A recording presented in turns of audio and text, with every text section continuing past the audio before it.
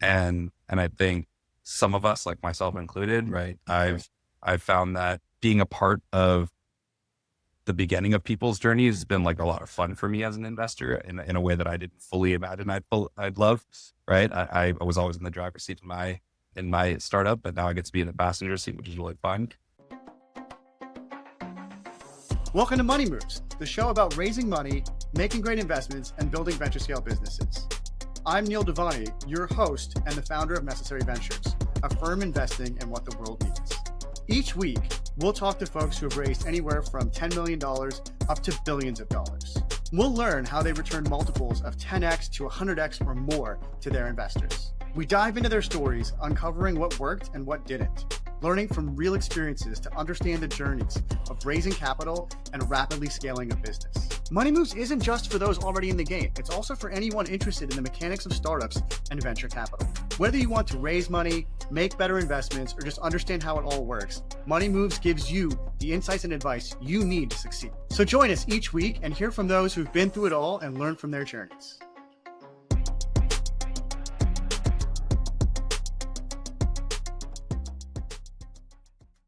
Ashwin, thanks for joining for an episode of Money Moves. Absolutely. Thanks for having me. Yeah, so I want to talk about Eclipse, talk about investing. We're excited to be invested with you guys in companies like Wave and ARC. But before we get into all of the VC talk, I want to go back to the beginning and just talk about Ashwin, the founder, and learn a little bit more about your journey and how you got to today. Sweet. That sounds good. So when did you know that you wanted to start a company? Oh man, probably would go back to my middle school and high school days when I tried to find a way to make lemonade out of lemons and build small businesses from scratch. I think one of the first things that I ever did was, when I heard from my parents that I wasn't going to get that PlayStation, I had to figure out how to make the money to buy the PlayStation, right? And so I said, I know how to play tennis, I know how to string rackets. I'm going to go figure out how to get all my teammates on the tennis team to pay me to do the thing that they would have paid someone else to do, and do it faster, do it better, do it cheaper, and make money that way. And so that's how I was able to get the money to buy some PlayStation games. And I think the joy of serving other people, being able to do something on my own, having that autonomy was really, really fun. And so that was probably the first thing that made me want to start something on my own. I didn't really have any real talents back then, but slowly figured out that I could turn that into a career path. But that was probably the tennis first. racket is skilled labor for anyone It who's is. tried it or done it before. That is right. It's very challenging. And I had one of those stringers that didn't use computers to create the tension. It was a balance, right? So you'd balance it on one side and make sure that it was taut before you tied it off. So this was true manual labor. And how did that translate into what you wanted to study, what you wanted to pursue professionally? Yeah, I mean, I was always interested in stuff technically. And so I was always a math and science nerd in high school, and that translated to college. But I was fascinated by the human body. I thought I was going to be a doctor, like many brown people think when they're moving from high school to college. So I studied biomedical engineering. It was a good combination of being fascinated by the human body and being fascinated with fixing things and building things. And I remember I think it was my junior year at Penn, where I took a class where the whole point was go shadow a doctor, be around this person for 6-8 weeks, understand what they do on a day-to-day basis, try to find out what the problems are that they try to solve, and design a solution, whether that solution is a method, whether that solution is a device, whether that solution is just a checklist, right? To make sure that they don't make the mistakes that they were making before, and then present that as, a part of your thesis for the end of the class. And one thing that I noticed is that I was more fascinated by the tools that the physician was using than I was by the work that he was doing. I said, wow, he uses this pretty simple scalpel to do a lot of things. He uses this set of protective equipment in the same way every single time, but there's a lot of manual labor associated with putting it on and taking it off every time. And so I said, wow, the devices in the hands of this expert, right, are pretty crude. And that's kind of how I got really, really interested in medical devices. These are people that are saving lives, but they're doing it with pretty crude instruments at times.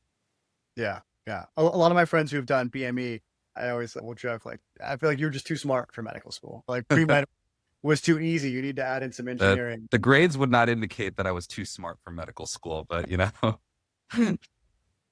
So you developed an interest in medical devices. You came out of college and I think you joined Sinusys Corp. Is that right? yeah, that was actually something I did during school. It was an internship to begin with. It's actually one of those stories where this is the CEO is a multi-time founder and entrepreneur, took a couple companies public, but one of those companies that he built, my mom worked for. And so it was like classic getting an internship in high school and college because you got a connection. You got lucky that you were able to you make the connection through family. And the founder, his name's Tom, and he's become a mentor of mine since then. He took a liking to me and said, "Hey, when I start my new company, I'd love you to be involved in whatever way possible."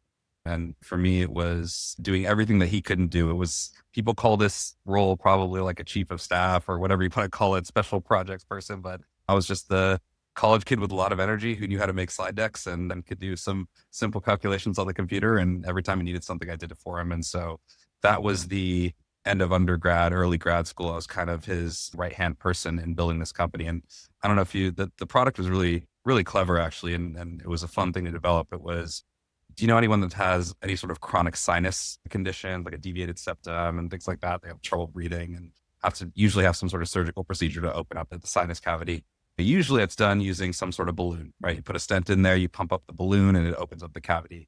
This was super clever in that that's a pretty tough physical task to do on the body. Like, it usually causes some pain and people have to be under anesthesia during a procedure like this. This balloon is a stent in the exact same way with a balloon, but filled with a bunch of salt so that the mucus in your nose would expand the balloon by osmosis. And so it expanded slower, gentler, and it was better for the patient. It could be done in the office as opposed to in a surgical setting. And so that was super clever. And it was one of the moments where I realized that, not all technology solutions have to be super complicated. They just have to solve the problem in the simplest way possible with the simplest technique to make it super manufacturable, super easy, super simple to make, and ultimately super inexpensive for the use case. So that was a really awesome learning experience to be along for the ride for that one. Yeah. Did it motivate you then to start your own company? Yeah, honestly, it was, I realized that I was doing a lot of the things that an early stage company needs and switching roles all the time. And I said, you know what, if I can do this as the right-hand person for someone when I'm, this young and this inexperienced, how it's probably not that big of a leap to say I could do it myself as a founder. So that was always in the back of my head. And even after I took my first job, out of school, this was what was happening at the dinner table or at beers after work, right? What are the things that me and my friends were going to build together one day? And that ultimately did turn into what the company we started. Yeah. And did you have the idea first? Did you meet your team first, your co-founders? What was the initial step in actually getting things moving? Yeah, definitely met the co-founder first. Didn't know he was going to be my co-founder. He was Yeah. actually a good friend of mine from school who was my roommate when I was living in Boston. And it was really about both of us have a really good chemistry together. He had strengths that I did not have. I had strengths that he did not have. I was pretty decent engineer and pretty good jack of all trades on the technical side. He was an incredible storyteller and a really good recruiter. And so we had the two kind of like lanes that we could swim in to start a business. And I learned a ton from him along the way. But honestly, the idea didn't really exist until after, right? We knew we were going to work together on something, and we threw ideas out the wall for probably 4 or 5 months before landing on this one, but realizing that the market opportunity in healthcare and preventative medicine and ultimately fixing some of the things that are structurally wrong with doing chronic disease management was a problem that was big enough to solve, and one that I was purpose built to be the technical co-founder for. And so a lot of it was like trying to find the right fit, right, for the business that I could help start and he could be a really, really good partner in. And this happened to be the one that we chose. Yeah. And for the folks who don't know, the application you went after was a transdermal glucose monitor, which there are devices now that are getting close to it. We're not really at the holy grail yet, I would say. But what did you see at the time? I guess at the time there was probably CGMs and they were like wearable. They were painful, not easy Yeah. to use. Yeah. The products that were out there were the kind of first generations of continuous glucose monitors. So not nearly as sleek and easy to use as the Dexcom G7 that's out there today, or the Abbott Libre 2 that's out there today. This is kind of the first generations of these products that were coming out or had just been released at the time. They were only used by type 1 diabetics. They were pretty painful to inject into the body and actually weren't all that accurate. And so totally different generation than what we have now. But the thing that I saw in the moment was, look, these continuous glucose monitors at that time would cost a patient out of pocket north of $6,000, $7,000 per year.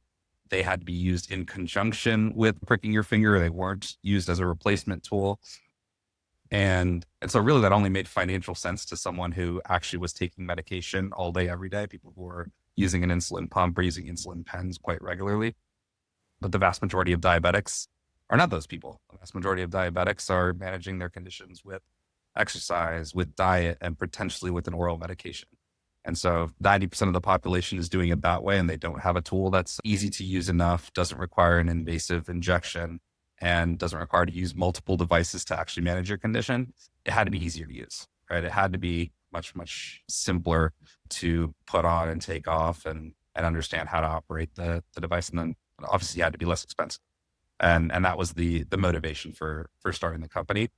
And then the other side of it was, hey, if we can do this for diabetics, eventually a lot of these other conditions that are comorbidities with diabetes could be helped, right? As well with an improvement in diet, nutrition, fitness, and a companion tool that helps people manage those conditions more effectively.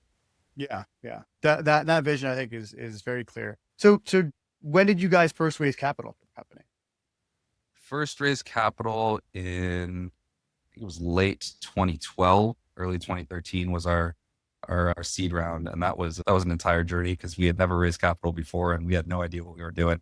We had gone through at the time, Rock Health, which is now a seed fund, had its accelerator program similar to obviously Y Combinator and many others, where there was a class and a cohort of 10 or 12 companies, and still close friends with a lot of those folks who are in the trenches with us to this day, which is pretty awesome.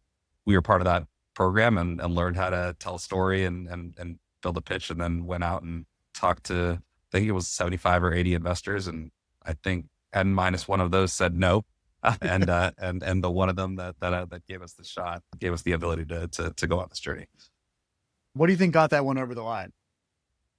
I think it's a lot of what I've taken into the role that I'm in now, which is on the investing side, is ultimately you can invest in companies that are obvious, right? Where the founder is super proven, the market is gigantic, and those will be the easy ones to say yes to. The hard ones to say yes to, but perhaps the ones that are maybe you'll be rewarded the most for, is taking a chance on someone that has promise and a high slope in an industry that also has a high slope.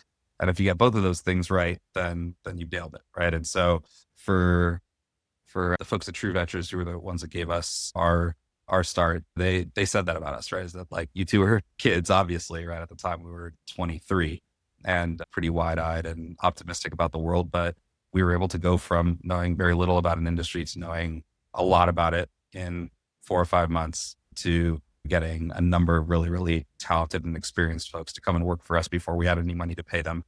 And that was their way of describing trajectory, right? On our ability to be founders and leaders of a company.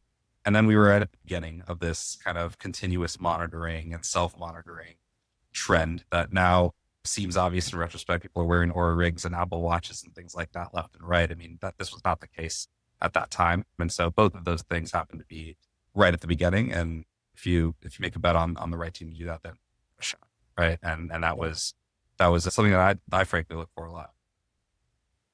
How did you find them? How did they find you? I mean, not just True, but the 70 plus investors you mentioned. Yeah, all of anywhere and everywhere. At that time, there was the best way, right, to getting to folks that I thought at the time was to talk to founders that I respected and talk to their investors, right? If I can get the warm intro, right? But in this case, I think I spoke at a conference, and one of the investors at True came and found us afterwards. And then that turned into a coffee meeting, which then turned into us meeting some of the rest of the partnership, and then us getting a term sheet probably a week or two later, little did they know that we didn't have any money left and probably wouldn't have survived if they didn't come and find us at that time. But timing is everything, and luck is a big part of it too. But yeah, it was random. But in terms of the other investors, we did anything and everything we could to get to folks. It was starting with founders that we knew and getting every interest to provide us. It was going to coffee shops that we know investors frequented and trying to bump into them. It was cold emailing and cold LinkedIn messaging, which frankly worked better than we thought it would. And yeah, any and all. And so, the desperation calls for desperate measures. When you don't have any cash, you need it. Yeah. You take all the shots you can. What did you find in the subsequent rounds? Did it get easier over time now that you had basic people that you knew, you had raised some money, or was it always kind of a challenge? Because med device, even something like what you're working on, is not an easy category by any means. Totally. I thought I think my initial reaction to that question is that it was harder, but I do think we got a lot more top of funnel, right? As the time went, right? There was some PR about us. People knew who we were. They were able to hear about us before taking the meeting. And luckily, right, we're in one of the few medical device categories where you can actually see the product and use it, right? It's easy to demo something. Even if you're not diabetic, you could still use this product. And so that is what allowed us to, I think, attract a wide range of investors throughout our time, but it was still hard. I mean, yeah, I think at the end of the day, medical devices are products that, require a bunch of regulatory work before you can actually sell your first one. And it's a bunch of technical milestones that need to be translated into proving to investors that the value of your company has increased since the last financing. And that was really tough to do, especially for someone that doesn't have a track record at the time of building anything. So I think that was tough, and we had to be creative, right? We raised some money from great seed investors who were pure financial investors. We took money from strategics throughout the time. We convinced a corporate who didn't have a venture fund to invest in us towards the later stages of our fundraising journey. So we took money from wherever we could get it and convinced people to join along for the ride, but it took some creativity for sure. How much did you guys end up raising in total? It was close to 40 million. And what was if you can recall, like what was the best pitch you ever had? The one that you just absolutely nailed? Ooh, there was one pitch. I won't say who it was with, but the demo was perfect. It was like beginning of the meeting. I was wearing one of our patches that was monitoring your blood sugar. I put one on. The investor who was sitting across the table from me, and then I had some candy and some Coke and the Coca-Cola in the middle of the table, and we both had some, and we started the pitch. And I was talking through it, talking about the market opportunity, talking about the need for more passive monitoring of patients, and how this could drastically change behavior. And I told him, hey, like just take a look at your phone and let's see where your blood sugar is at. And it had gone up way higher than he expected. He's like, I don't believe this at all. And I was like, all right, well, take the finger prick test and like just prick yourself and just see if it matches, right? That's the gold standard. And it matched within like 2 points or something like that. And it was, I couldn't have drawn up the better pitch, but a lot of it is showmanship, right? In certain regards. And it was the best show I could have put on in that moment, which I think ultimately resulted in that investor coming in on our next round, which was awesome. But it was this like magic moment, right? Like a lot of consumer products, which even though this is a medical device, it is a consumer product. Diabetics choose what devices they want to use. And now a bunch of other people who are not diabetics choose to use CGMs too. So this magic moment where something they felt, right, feeling a little hyper, seeing that in the sugar reading, looking at it in another device and having it confirm the reading was like pretty magic. That's ballsy. I feel like a lot of people don't ever do a live demo. Like, what's the one time things are going to go wrong? So you had the opposite experience. Totally. I mean, it went wrong other times, right? But I was going to say, yeah, I had to ask, like, what was the worst pitch, and did it involve a demo? The worst pitch was probably one of my first ones when, like, I'm sure this is not uncommon with a number of folks who are first time founders, but I got pretty starstruck the first few times that I pitched with investors that are tier one investors, names that all of us recognize. We walk in the room, and like a couple of times I froze, right? Get up at a partner meeting, there's 20 people around you, 3 of them are really famous.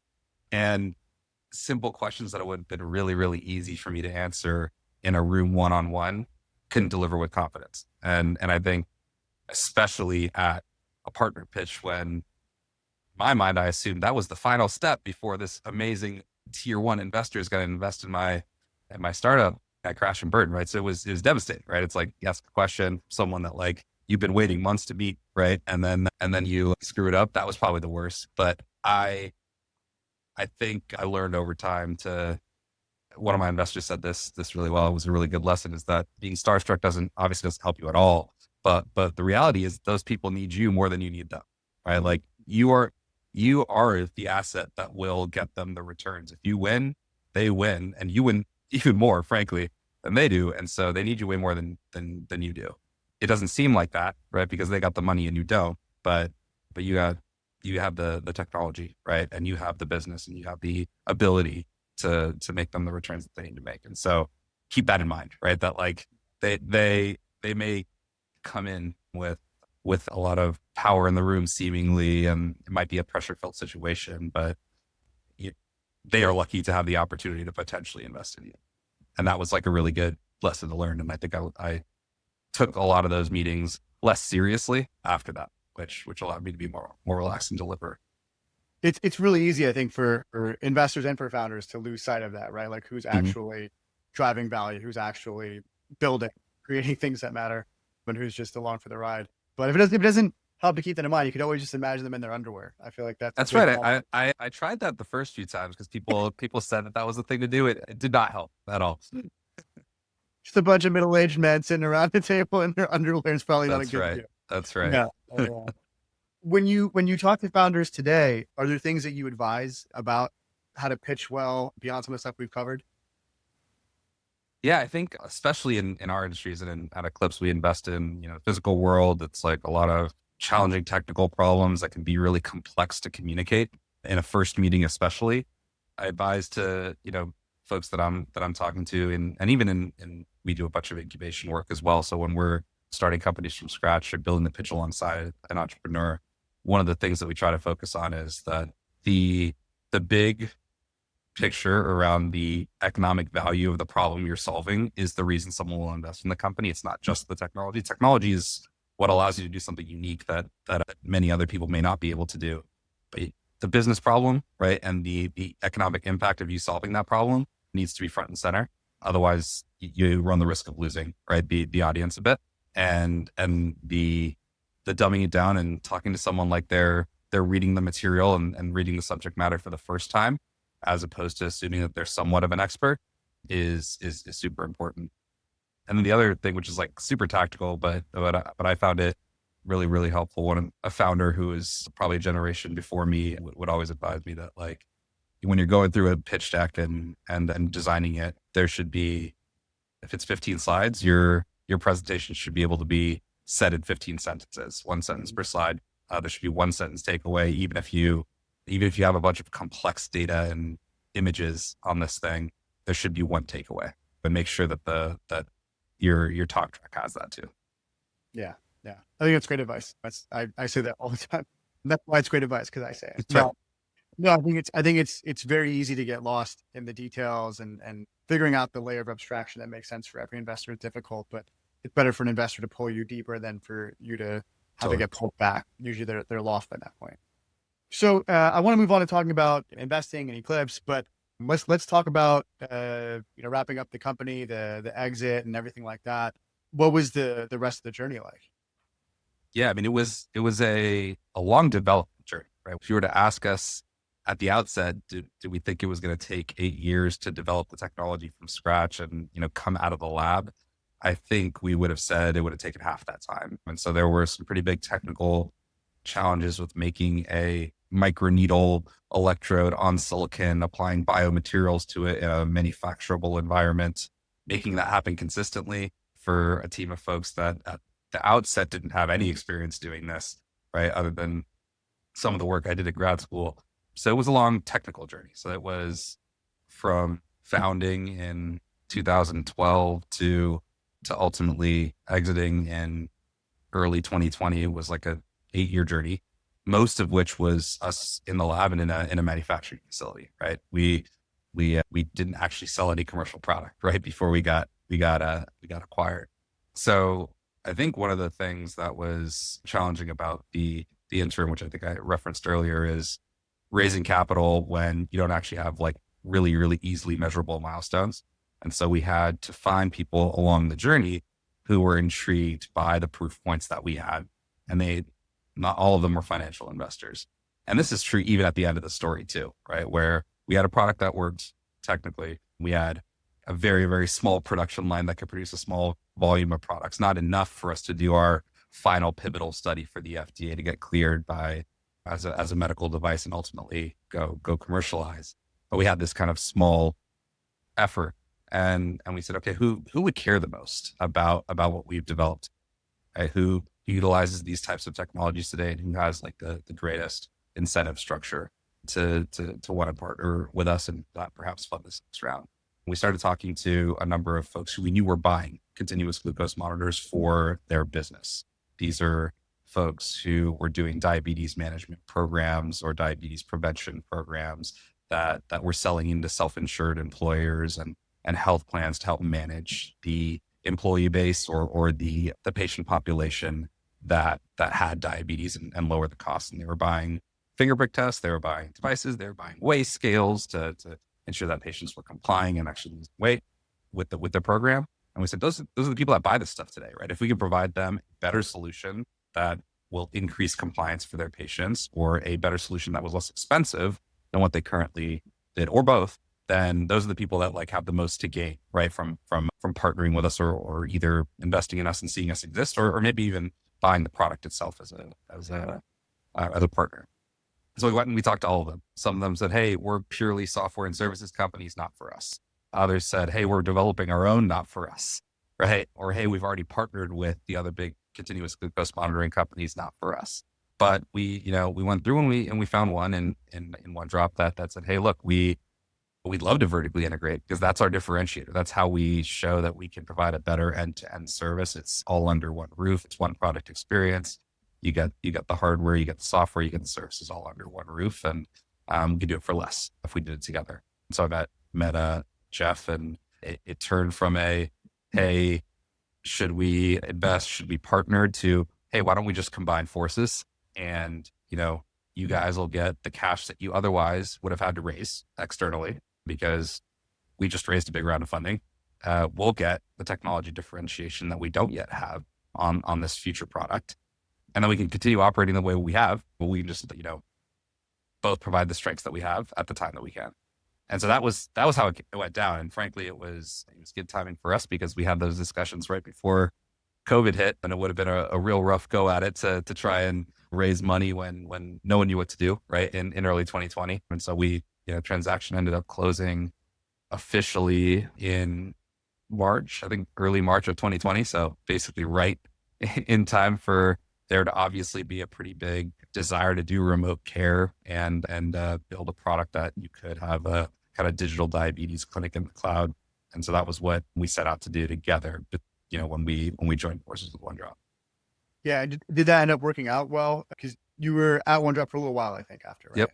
I was there for a couple of years. Stories still being told, I think. So, OneDrop's still building out that technology. And frankly, it was awesome to get to see the commercial side of the business too. I learned a ton from it. They were already servicing customers with their previous generation of the product. And so we learned a lot from those interactions, and ultimately changing some of the designs of our product to meet the needs of the customers. Would have had that opportunity on our own. And so there was a little bit of rejiggering of the product, and now it's in the midst of getting validated. So I think the journey's still happening and the story still remains to be told, but I'm hopeful we'll end up having that great impact. What do you think about the technologies that are out there? To the extent you can talk about it now in the CGM space, in terms of what do you see as the future technologies versus what we have today? Yeah, I think a lot of the goal for the last 20 years of this industry existing was to make a product that was less invasive, but more accurate, and then ultimately less expensive and more manageable for a patient to be able to afford. One of the ways that they were doing it, right, because they had a pretty invasive product, was to make the injection of a wire underneath the skin less painful and easier for someone to do at home and self-administer, and then make that last a really, really long time. Right? The first continuous glucose monitors were used for less than a week, and now they are 14-day products, and there's a roadmap to being much longer than that. And so I think there's probably a limit, right, to how long a product can be worn on the skin. I mean, our skin regenerates every 7 to 10 days, right? It's why when you put a Band-Aid on, it falls off after a certain time. It's why when you have a wound, it closes up, right? And so you're no longer having access to the fluid underneath the skin. And so my guess is that, the end state is not something that's worn on the outside of the body, right? It's something that is implanted, injected, ingested, right? And is always there, right? In the body. Every CGM, including ours, was not actually measuring the blood, right? It was measuring something called the interstitial fluid, which is kind of that extracellular layer that is in epidermis in the skin or in the dermis in the skin before you actually get to the blood. And that's a proxy for what's happening in the blood, right? So if you can do it with a device that's actually measuring the direct measurement of glucose or any other molecule in the bloodstream, that's the holy grail, actually, more than just something that's not invasive.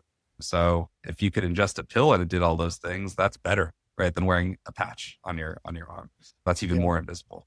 So my guess is that there will be some technology leap one day where a patient doesn't have to wear something on their body, on the external part of their body, to get this information. And that's going to, one, make the device hopefully more accurate, because you're actually measuring the true source of the data, which is the bloodstream, and then also enables it to be completely painless, right, to use. Yeah. It seems very possible. It seems the companies that have tried it so far run into all sorts of challenges. Obviously, this is not easy stuff to do, but it does seem like that's the path. I think this is a good transition into talking about Eclipse, where you're working a lot on incubations, and an idea that I think you and I have talked about a little bit before, something that I've been really interested in, is this idea of like personalized automated dosing. And it's the precedent example of having a CGM with an insulin pump for a type 1 diabetic that are synced, and the insulin's titrated against the CGM readings. Seems applicable for a lot of other drugs if you have the ability to tightly monitor the drug itself or metabolites in the bloodstream or in some other vector. Have you seen folks working on that? Is that something that you're interested in? Yeah, I mean, there's a number of folks working on that for glucose and for diabetes in particular, for sure. There's also folks working on that for many medications that are meant to be titrated continuously or continuously. And some of those biomarkers can be chemical, like glucose, and some of them can be more digital, right? Like we have a company in our portfolio, Rune Labs, that does measurement of motion disorder for Parkinson's patients. And so that could be a really, really interesting companion tool for folks that are taking medications that are supposed to counteract those symptoms, right? And so I think it's happening all across the board, particularly for medications that can be taken regularly, and for measurements that can be changed quite frequently throughout the day in a person's body. It's not always the case for every disease state, right? Some measurements don't actually move as quickly as glucose or potassium or sodium or calcium, things like that. But in those cases where it is truly valuable to measure continuously, I think you'll see a bunch of other folks do that. But I do think that the measurement of a variety of metrics in the body, even semi-regularly, is taking shape now. You've seen a number of companies that are enabling kind of personalized treatment plans using a bunch of more in-depth blood work, right? A number of those companies come out and done that both for consumers and then as kind of a concierge service. And this enables folks to do things like take supplements and other medications in a preventative way that they normally would have not been able to, because they don't have that depth of data and that frequency of data in their normal healthcare practice. So I think that's one version of the story that is turning out to be true and quite a bit more popular now than it was 10 years ago, and a lot more affordable today, because you can utilize telehealth instead of in-person visits. You can do a bunch of analytics on the data and provide a range that is healthy for a patient of a particular age, gender, background, et cetera, that you wouldn't have been able to do if you didn't have analyze these large. Yeah. It's an interesting moment, right? The consumerization that's happened and seems to be continuing to happen alongside the development of a better understanding of human biology, of pathophysiology, all of these things kind of happening at the same time. It's pretty exciting to see. Let's talk about Eclipse. Let's talk about your work there. I'd be very surprised if anyone listening doesn't know Eclipse, but can you give a little bit of a primer about the firm and then what you're focusing on? Sure. Yeah. So Eclipse has been around. We're in our 10th year now, which I guess is still young for a venture firm. But the thesis of the firm since day one has always been investing in physical industries. So in the way that we make and deliver things to people. And, one of the stats that we like to cite is that more than 85% of global GDP is in the physical industries, not in pure IT. And there's a lot of those industries that haven't yet had a meaningful disruption with technology. And we want to be the investor in those types of companies that change the way that those businesses operate. So that can be things like manufacturing, supply chain, transportation, energy, healthcare infrastructure, et cetera. So any place that we're making or moving something or delivering a service to someone that allows the world to go around, that's kind of the business we want to be in. Like I said, we're in our 10th year now. We've got about 5 billion AUM today. There's 10 of us on the investment team, and all of us are former operators like myself. We've either started companies like me or we've scaled them as executive team members of companies that have gone public. And so that's the perspective that we bring to the equation. All of us are first time investors. This is, I think, pretty much everyone. Yeah, everyone in the firm is as their first job in venture, even though we've had lengthy careers doing other things before that. And so hopefully we have a bit more of a, empathy for the other side of the Zoom screen or the table when we're talking to entrepreneurs, and some battle scars from the building of businesses ourselves that can be helpful along the way. Yeah. I think that's very true from what I've heard from founders you guys work with, and everyone seems to be very, very happy and to really value, I think, the insights that you guys bring from having built companies, having run companies, especially in the physical world, which is so different from what it looked like in just a pure software setting. We've talked a little bit about stuff you're thinking about from the incubation side versus investing. Can you talk a bit more about that? Just kind of expand on what the difference is, what that looks like. Yeah. I mean, we approach every category of investment with kind of the same perspective. It's, we are super thesis driven. We do a bunch of research up front before we make decisions to invest in any company. We try to just develop a perspective on why an industry needs to change, why technology is the right way to change that industry, and where the hole is in that industry. So a lot of what we do is try to develop relationships and connections with the people that would be customers of any particular product that we would hope to invest in or build from the ground up, understand their problems. A lot of the customer discovery work that any founder would do at the beginning of the journey. And frankly, I should have done probably more of than one before I started the company, but you live and you learn. But we try to do a lot of that up front and come up with a thesis for how the world needs to be different. Then go in, scour the landscape to find which companies are doing it. In some instances, we'll find an amazing seed company and we'll run that down and try to back that. In some cases, it'll be a Series B or a Series C company. Then we'll do the same. But in some cases, we'll say, hey, look, we don't believe that there's anyone that's doing this the way that we believe would change the industry in the way that we envision it. And so let's see if we can build a team from the ground up in a bespoke way, right? This is not a accelerator. This is not an incubator. And there's no cohorts to this, right? It's a one-to-one opportunity when we see that there's a gap and we don't find the company that we want to out there. And then we'll build it from scratch. And that's partnering with an entrepreneur from the ground up on day one and kind of acting as a surrogate co-founder, right? And until they've built out that team.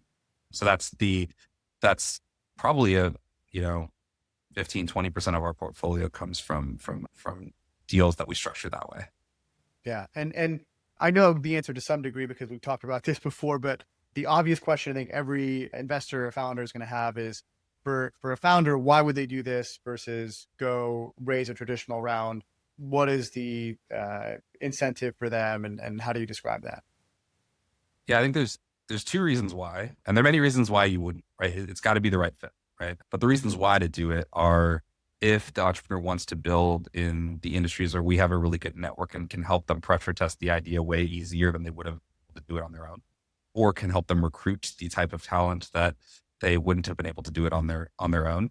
And that usually comes from maybe an entrepreneur that's coming from outside of the world of building in the physical and industrial space and coming into it and saying, hey, look, I have a really, really great idea or a set of ideas that I want to pressure test, but I don't have the network to do it in this space.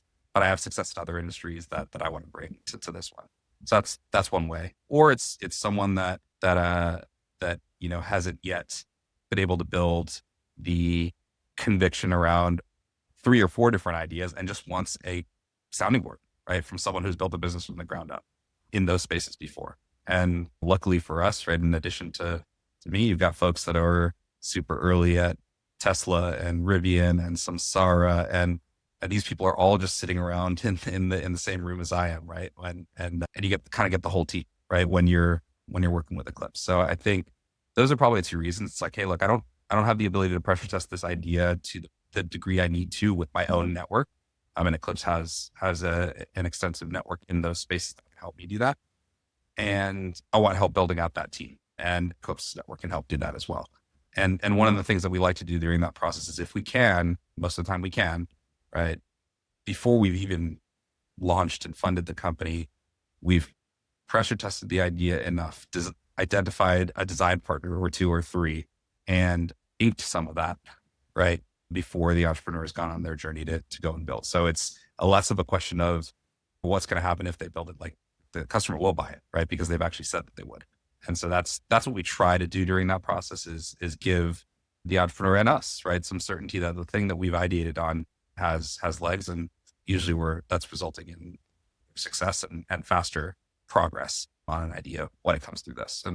And the results kind of speak for themselves so far, right? Our companies that have gone through this company formation process with Eclipse raise at a faster rate for their next round, which obviously we know is not the only thing that matters, but it is a proof point. They're able to recruit super high quality talent that seed companies normally wouldn't get access to, because they pressure tested the idea and they're hitting the ground running.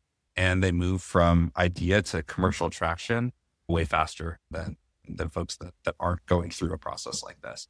But I think you have to, if you have those gaps, right, or the ability for Eclipse to help accelerate some of those parts of the commercial and the recruiting side of things, that's the reason to do it. Yeah. Well, I'm sold. If I'm starting a company, I know.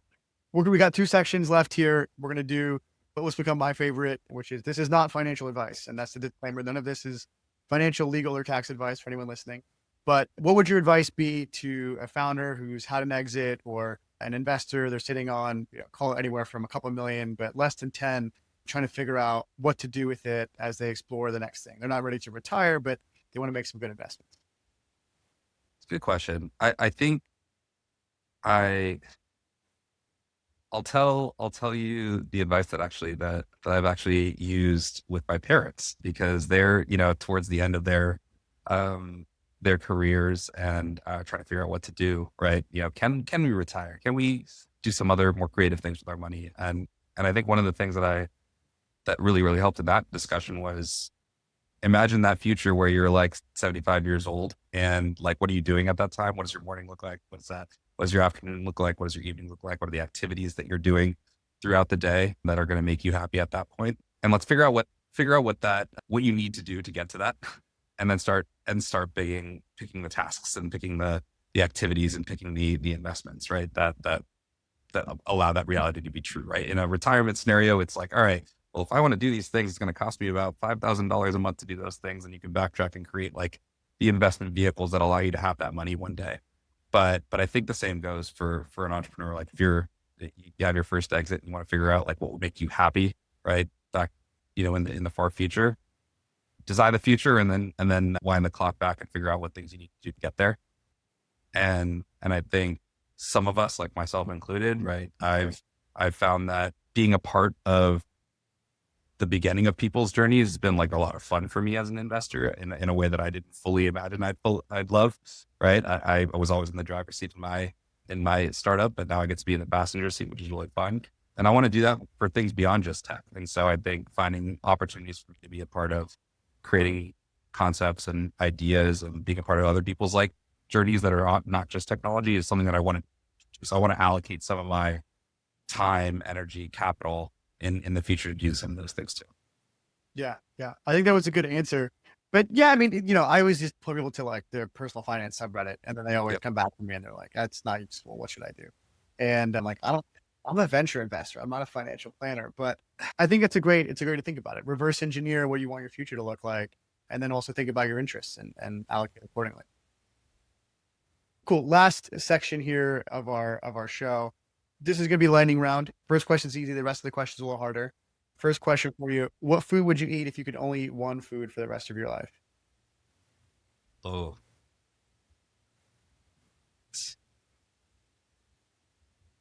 all right. I have a basic answer and then I'm going to have an answer twice. So I love pizza. It's like living in New York I'm in the best place in the world to have every different version of it. So that's a cheating answer because I could have so many different varieties of pizza. So that's the easy one.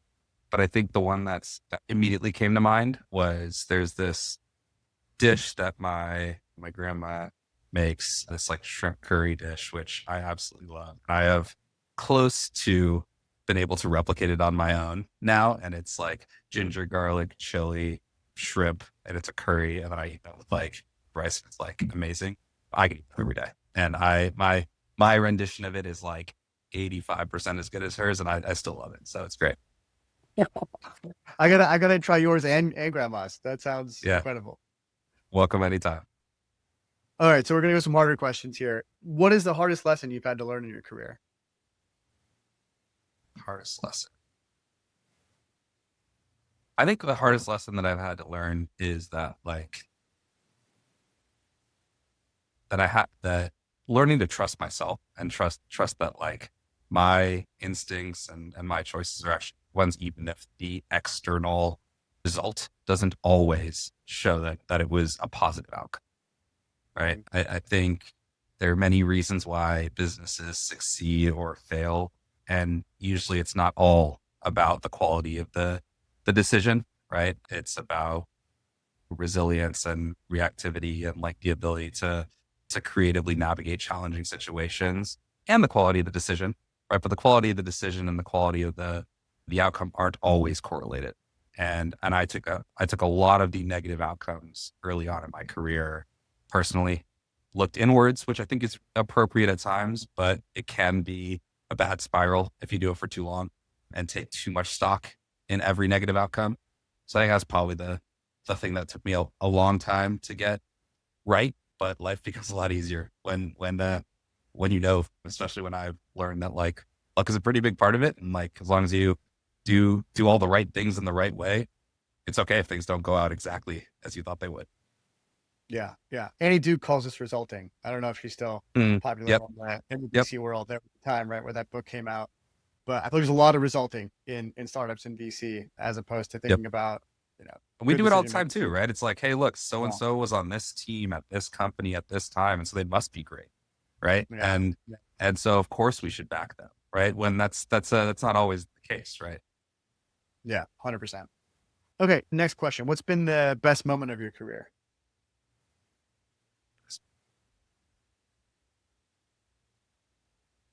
I think this is a really like weird answer, I guess, but like one of the things that made me most proud of myself in my career is we ran my company for 8 years as a independent company, and then a couple of years at One Drop. And one of the things that I didn't fully appreciate while I was doing it was that we had created a really awesome group of people that worked together, a community, and like a pretty unique culture at the company. I'm like, though it never became like a 1,000-person company and a huge public success in any meaningful way that way. The crew of people kind of stuck together, right? For a while after we finished, there was a Slack channel for alumni, right, of the team. And now I've seen that like a couple of folks that work for me now work for companies in our portfolio. A lot of them are still friends. They hang out separately like 8 years later, 9 years later. and are really close. And I think it's because they one, respect the other people and they learned a lot from being around them a lot, but they also became really, really close personal friends too. So I think it's an extended moment, but seeing that every once in a while. I went to one of our portfolio companies for a board meeting, and one of my old employees was there, and it was really awesome to see that community is still really strong and has continued to stick 10 years later. Yeah. Yeah. That's probably one of the most beautiful answers anyone's given to that question before. That's great. The relationships, that we build, I think, are more important than anything else. And it is cool to see how they evolve over time. Okay. Last question for you. Who's helped you the most in your career? A lot of people helped me a lot, but I'd have to say my dad has probably helped me the most in my career. He's it's pretty funny that, he's someone I always looked up to, but if you ask anyone, that hears me on the phone with him now, they don't even know I'm talking to like my dad. It sounds like I'm talking to a buddy. Like I was on the phone with him a few days ago, and I hung up and my girlfriend was like, "Oh, who was that?" I was like, "Oh, it's my dad." I'm talking to him like he's your best friend. And I was like, he kind of is, Like that's, and one thing that he always taught me was to focus on the things you can control, right? Be calm when it is chaotic around you, right? Have the patience to realize that, if you do all the right things and surround yourself with the right people, the best outcome that is possible will happen for you. And in the toughest moments, it was like really, really good to hear that. And in the best moments, he's like there to celebrate it when it goes really well. So he's been awesome. And what's really cool is that when I was CEO for the first time, he was actually getting his first CEO gig around the same time too. And so we were in the same place at the same time, though his business is a little bigger than mine. But it was really cool to just like have a sparring partner and someone we could just like say, "Hey, look, this is happening with my management team. I'm like learning this about these characters." And it's like, "Oh, like I just experienced this like 3 weeks ago. Let me tell you about what I did in that situation." And it was back and forth. So I think I learned a lot from him, and I hope he says that he's learned a lot from me too. Yeah. Awesome. Well, another great answer from you, and kudos to your dad, and thank you for joining and sharing so openly with us. Absolutely. It was great. Thanks again for tuning in to this episode of Money Moves. If you learned something new or just loved this episode, click below to subscribe. See you next week.